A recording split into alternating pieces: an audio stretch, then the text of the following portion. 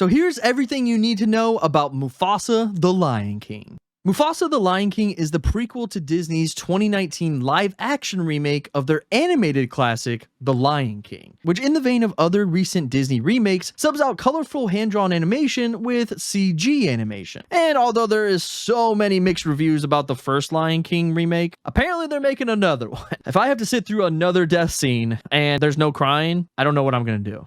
Oh, Dad, oh. But it still made over $1.6 billion worldwide, making even more money than the original. I mean, and that's actually like a big accomplishment because I believe The Lion King was one of the most successful Disney films of all time. Therefore, it is no wonder Disney wanted to follow up on this remake. The prequel movie is currently set to release in July 2024, with a cast list that includes Aaron Pierre and Kevin Harrison Jr. among others. So who is directing? Who is the king of The Lion King? Even though Jon Favreau directed the first Lion King live-action movie, he will not be directing this prequel, possibly so that he can focus on his Star Wars series, The Mandalorian. Which is great and all, but this man makes some amazing movies. Like, have you watched The Elf? Instead, Barry Jenkins, the Academy Award-winning filmmaker behind Moonlight, will direct Mufasa the Lion King. And one of the coolest things that I didn't even know about the 2019 live action is that Jenkins will most likely direct this film in virtual reality, which is apparently how John did the first film. So here are all the actors and actresses confirmed for the movie so far. And keep in mind that the film is way out, so there's plenty of time for more cast members to join or possibly things changing. James Earl Jones will not be voicing Mufasa. Mufasa is going to be voiced by Aaron Pierre, and apparently this Pierre guy is also going to appear in the MCU's Blade, so that's interesting. And then Kelvin Harrison Jr. voices Taka? Who the heck is Taka? That's aka Scar. That's right. Did you know Scar had an original name? I am as dumbfounded as you are probably right now. As a Disney fan, I never, ever knew that Scar had another name. John Connie, whatever, voices Rafiki. So yes, the baboon monkey is back. And apparently in the D23 teaser of Mufasa, Rafiki is reportedly seen recounting the backstory of Mufasa. As king, you need to understand that balance. And respect all the creatures. Which is interesting. So like Rafiki's just telling the story. It's always nice having a good storytelling voice. So I hope John Connie can actually do it right because he played T'Chaka in Civil War and Black Panther.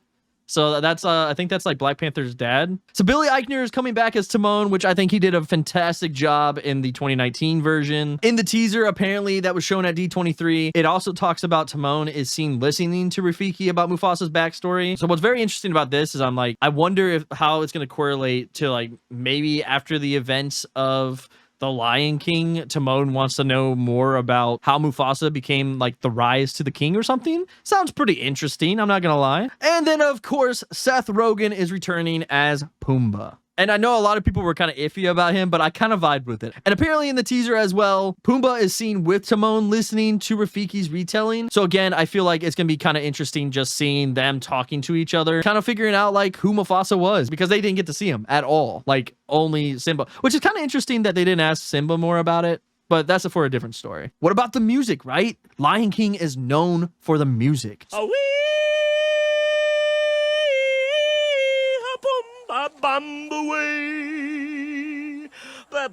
So Hans Zimmer, one of the best maestros of the film score industry, is coming back to reprise the score for Mufasa, which I'm super excited about because if you guys didn't know, Hans Zimmer is one of the most successful film score composers of all time, and he makes one of like pretty much any movie you can think of he probably touched.